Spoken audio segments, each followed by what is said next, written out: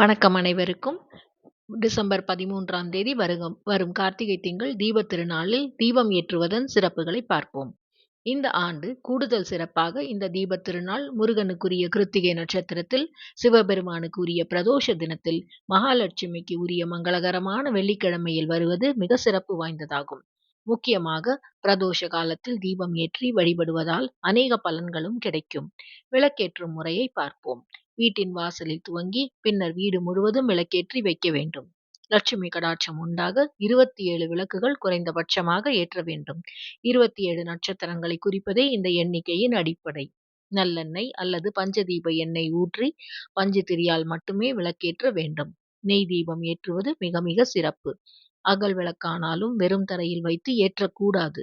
சுபிட்சத்தை தரும் வாழை இலை, அரசு இலை, வெற்றிலை அல்லது சிறிய தாம்பாளம், மரப்பலகைகள் வைத்து ஏற்ற வேண்டும்.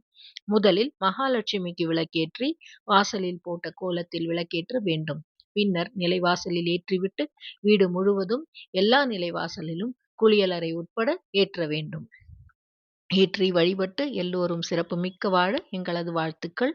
தேங்க்யூ ஃபார் வாட்சிங்.